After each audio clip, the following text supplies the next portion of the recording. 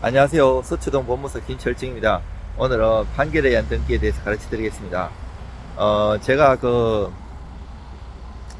상속 관련해가지고 배달은 형제가 하고 상속이 이제 싸움이 붙어갖고 소송을 해가지고, 판결에 의한 등기를, 한 적이 있어요. 예를 들어서 이제 아버지가 돌아가셨는데 어머니가 배달은 딴 데 시집가고 또 동생이 있는 경우에 이것도 이제 상속에 들어가요. 근데 이제 상속 등기를 못하지, 협의가 안 되고 이러면, 그러면 이제 근데 그 동생이 상속분을 달라고 소송을 걸어와서 서로 이렇게 해가지고, 만약에 우리가 등기는 신청으로도 할 수 있지만 촉탁 그리고 명령 이렇게 등기를 할 수 있는데요.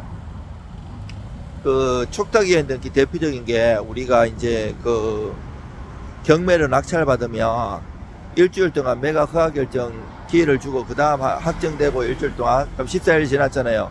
그 다음에 30일에 대금 납부 기회를 줘요. 그러면 총 45일이잖아요. 이때 잔금 내면, 우리가 이제 처음에 보증금 최저 매각가의 10%를 내면 그 잔금을 내잖아요. 그러면 이거를 서류를 꾸려갖고 등기소에 갖고 신청으로 하는 게 아니고요. 해당 경매계, 내가 21개에서 받았다, 그러면 중앙 경매계에다 내는 거예요. 그러면 경매계장이 서류를 해가지고 등기소에 촉탁하는 거예요. 자, 이렇게 촉탁에 의한 등기, 명령에 의한 등기, 신청에 의한 등기가 있는데, 신청에 의한 등기 원칙이 부동산 등기법에 의하면 공동신청이에요. 예를 들어서 등기 권리자와 등기 의무자가 공동신청해야 되는데요. 만약에 매매를 한다고 봤을 때 매도인과 매수인이 있으면 매도인이 등기 의무자가 되고 매수인이 등기 권리자잖아요. 얘들이 공동으로 손잡고 등기소 가든지, 아니면 공동으로 법무사에게 위임해갖고 등기를 하는데, 이게 공동신청주의가 원칙이에요. 자, 그런데 예외적으로 당사자 일방이 등기를 협력하지 않고 안 가져가는 거 있어요. 예를 들면 집 팔았는데 등기 안 해가면 세금은 나한테 계속 부과되잖아요. 이런 경우에 등기해가라고 소송을 걸 수 있어요. 자, 이렇게 소송을 걸으면 판결문이 나오잖아요. 이 판결에 의한 등기, 이 판결문을 가지고 등기를 단독으로 할 수 있는 게 판결에 의한 등기예요. 자, 그런데 판결에 의한 등기에 관한 집행권은 예규가 있어요. 그 예규를 자세로 모르면, 우리가 이제 일반적으로 법무법인이나 이런 데서 소송을 하면, 등기하는 걸 염두에 안 두면, 소송은 여러 가지로 이행소송이나 확인소송, 형성소송 할 수 있잖아요. 청구 취지도 판사님이 등기를 생각 안 하고 그냥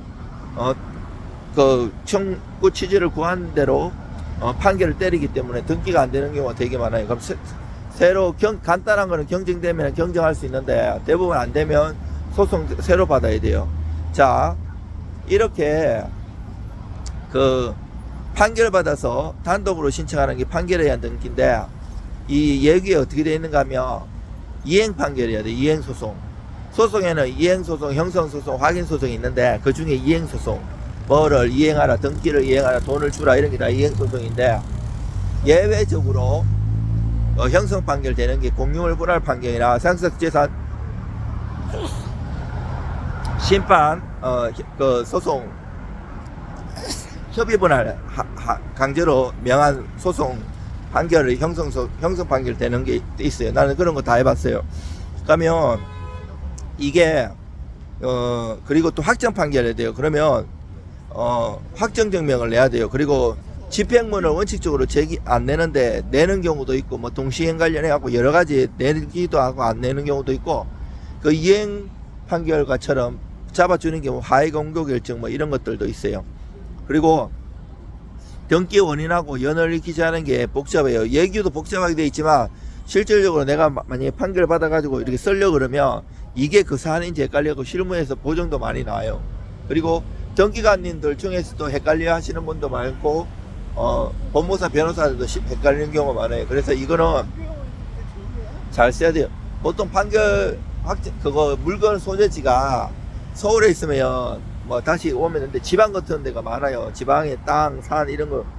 그 다시 지방까지 가야 돼 보증하려면. 이게 그 등기는 아직까지 저 우편 접수가 안 돼요. 직접 가야 되기 때문에 애를 먹어요. 지방 같은 데 안 가면 하루가 다 가기 때문에 몸값 비싼데 그냥 시간 다 날릴 수가 있어요. 그리고 이게 이제 확정증명은 내고 송달증명이 있어야 되는 경우가 있고 없어야 되는 경우도 있고요. 이게 판결의 등기 제대로 잘해야 돼요. 이거 관련해서 이제 이혼하면요, 그 세금 아끼려고 이혼하는 경우도 많아요. 협의 분할 이렇게. 근데 그걸로 협의 분할 안 하고 이제 그 판결에 가장해가지고 하는데 그 잘못되면 세금 깎으려고 했는 게 오히려 더 뒤집어 쓸 수가 있어요. 그 대충 하시면 안 되고요. 전문가 도움 받아갖고 잘해야 돼요. 보통 일반인들이 한번 해보려고 보통 판결 받아들이면 내가 해보겠다고 등기 막 이렇게 인터넷 뒤지고 물어 하면 그 시간에 차라리 그 손님은 자기 업을 해갖고 돈을 벌으시는 게 낫고요. 그 등기 전문가한테 맡기는 게 시간과 돈을 절약하는 방법이에요. 그리고 요런 판결에 의한 등기 그리고 이제 상속 등기 있잖아요. 이것도 협의분할 상속 등기가 있고 그 법정 상속 등기가 있는데, 법정 상속 등기도 다른 지분까지 내가 혼자 할 수는 있어요. 그 보증명령 받았고 다른 사람 등기 초범 넣어가지고. 그런데 법정 상속 등기도 원래 공동 신청해야 되는데 내가 내 지분만 단독으로는 안 돼요. 다른 사람 지분 것도 등기해 줘야 돼요.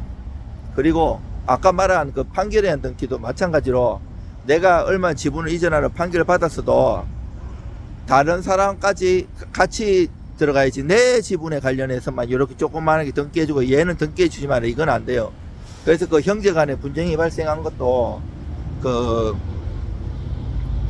이제 눈치 서로 보다가, 왜냐하면 취등록세 일부분만 내면 안 되걸랑요. 다 내가지고 해야 되기 때문에 그것도 또 방법이 있어요. 또 눈치 보면서 또 어떻게 잘 마무리가 됐고요. 이제 협의분할 상속 등기는 상속 지분에 상관없이 한 사람이나 두 사람한테 몰아줘가지고 얘들한테 등기되게 하는 거예요.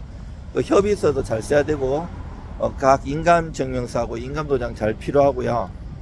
그리고 법정 상속 등기 같은 경우에는 이제 지분대로 하는 거예요. 지분대로. 그거는 협의분할서나 이런 건 안 써도 되는데 대충 해갖고는 되지 않고요. 정말 정치하게 잘 들어가야 됩니다. 의뢰 주시거나 문의 주시면 최선을 다해서 도와드리겠습니다. 이상 서초동 법무사 김철중입니다.